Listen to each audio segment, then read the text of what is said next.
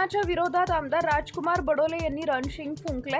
गोंदिया इथं जाहीर सभा घेत उपवर्गीकरण या अहवालाची होळी केली आहे। महाराष्ट्र सरकारने बदर समिती तयार करून अनुसूचित जातीवर अन्याय करण्याचं काम केलंय।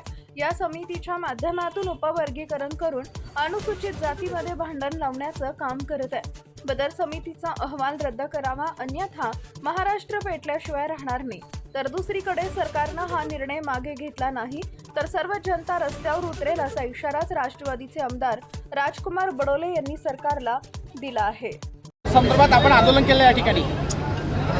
न्यायमूर्ती अनंत बधीर याच्या अध्यक्षतेखाली जे 1 सदस्यीय समिती सरकारने केली आहे, तो सरकारनं तो याचा अहवाल सर्वांच्या पुढे आणावा, सार्वजनिक करावा या मागणीसाठी आणि मुळातच अनुसूचित जातीचं उपवर्गीकरण करणे हेच योग्य नाही आहे। त्यासाठी संसदेमध्ये कायदा करावा आणि हा उपवर्गीकरण जे सर्वोच्च न्यायालयाने 1 ऑगस्ट 2024ला केलेलं आहे ते रद्द करावा। यासाठी या ठिकाणी गोंदियामध्ये आज हा आंदोलन सर्व पक्षाच्या वतीनं, सर्व जातीच्या वतीनं या ठिकाणी करण्यात आलेला आहे आणि सगळ्यांची मागणी आहे की अनंत बदर समितीचा जो अहवाल सरकारला मिळाला आहे तो अहवाल लोकांच्या पुढे आणू नये आणि हा अहवाल शासनानं लोकांच्या पुढे एक तर सार्वजनिक करावा, तो लागू करू नये यासाठी ही मागणी करण्यात आली। आजच्या आंदोलनाची दखल नाही घेतली तर पुढची भूमिका काय राहणार? आंदोलनाची दखल नाही घेतली आजच्या तर पुढची भूमिका संपूर्ण महाराष्ट्रामध्ये आजच्या घडीला सगळ्या जिल्ह्यांमध्ये हे आंदोलन होत आहे। संपूर्ण जिल्ह्यामध्ये नागपूरमध्ये होत आहे, औरंगाबादला होत आहे, मुंबईमध्ये होत आहे आणि सगळ्या पक्षाच्या लोकांनी आता बैठका घेणं सुरू केलेलं आहे। या ठिकाणी सुदैवाची बाबमध्ये अनुसूचित जातीच्या सगळ्या जातीची लोक आता या ठिकाणी एकत्रित येत आहेत।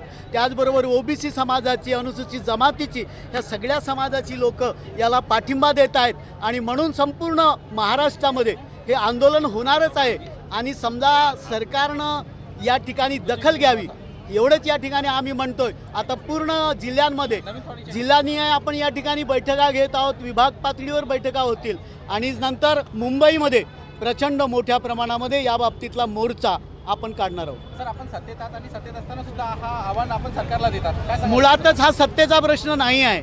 आता आपण या ठिकाणी ओबीसीच्या जेव्हा आंदोलनाची गोष्ट केली तेव्हा त्याचं नेतृत्व सत्ता पक्षाच्या अनेक आमदारांनी केलेलं आहे।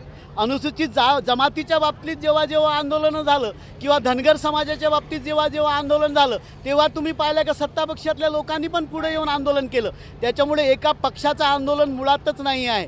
हा अनुसूचित जातीचं उपवर्गीकरण करणं हेच संविधानाच्या कलम 14 हे चुकीचं आहे आणि म्हणून ही मागणी सगळ्या पक्षाच्या लोकांनी, सगळ्या 59 अनुसूचित जातीच्या लोकांनी, माझ्या सगळ्या समाज बांधवांनी या ठिकाणी केली आहे आणि म्हणून अनंत बदर समितीचा अहवाल सार्वजनिक करावा, त्याची वेळ वाढवून द्यावी सरकारनं आणि संसदेमध्ये सरकारनं कायदा करावा आणि त्या ठिकाणी उपवर्गीकरण रद्द करावं किंवा 2027ला ऑलरेडी जातीय जनगणना होत आहे तोपर्यंत सरकारनं यावर कोणतीही कार्यवाही करू नये एवढं या ठिकाणी आम्ही मागणी करतो। थँक्यू।